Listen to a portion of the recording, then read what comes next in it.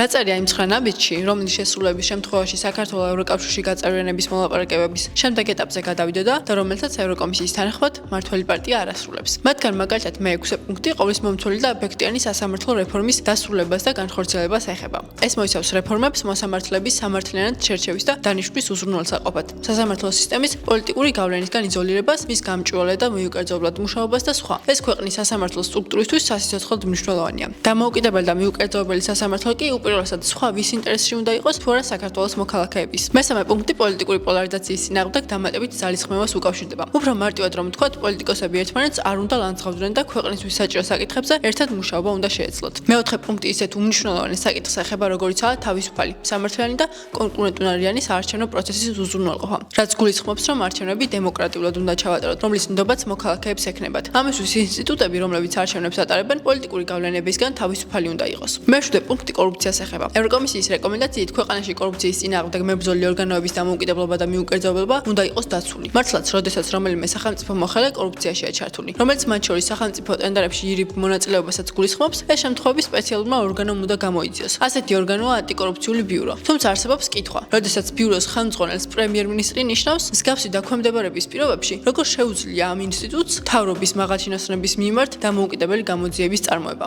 ევროკომისიის რეკომენდაცია სწორედ ამ საკითხების და პრობლემების აღმოფხვას ეხება. კიდევ ერთი ნაბიჯი ადამიანის უფლებებს ეხება. ამ ნაწილში ევროკავშირი საქართველოსგან ელოდებოდა, რომ უბრალოდ იმას შეასრულებდა, რაც კონსტიტუციით ისედაც გარანტირებული უნდა იყოს, ანუ ადამიანის უფლებების დაცვას განურჩევლად ყველაფრისა. ეს ნაბიჯი მოიცავს ადამიანის უფლებების ამბიციური სტრატეგიის მიღებას, შეკრების და გამოხატვის თავისუფლების უზრუნველყოფას, მოწყვეტი ჯგუფების, მედია პროფესიონალების და სამოქალაქო აქტივისტების მიმართ მუქარის ფაქტებზე მიუკერძოებელი ეფექტური და დროული გამოძიების დაწყებას, ძალადობის ორგანიზატორების და დამნაშავეების პასუხისმგებლობაში იმიცემას და ასე შემდეგ. რაც ისეთ სახელმწიფოში, რომელსაც დემოკრატიული ქვეყნების კავშირის წევრობის ამბიცია აქვს, ისედაც ასე უნდა იყოს. ევროკავშირის და მისი ღირებულებების შესახებ დეზინფორმაციასთან ბრძოლა, საერთო საგარეო და უსაფრთხოების პოლიტიკასთან საქართველოს თანხმობის მაჩვენებლის გაუმჯობესება და დეოლიგარქიზაციის შესახებ არსებული სამოქმედო გეგმის და საპარლამენტო ზედამხედველობის გაუმჯობესება, ასევე 9 ნაბიჯის ნაწილებია. რაც რა თქმა უნდა არანაირი ფორმით არ მოიცავს საქართველოს ისტორიის თუ ტრადიციის საწინააღმდეგო ქმედებებს. პირიქით, ისინი იმ მნიშვნელოვან საკითხებს ეხება, რაც უკეთესი ქვეყნის ასაშენებლადაა საჭირო და რომლებიც არა მარტო ევროკავშირში გასაწევრიანებლად, არამედ საქართველოს მოქალაქეების მდგომარეობის გასაუმჯობესებლად არის მნიშვნელოვანი.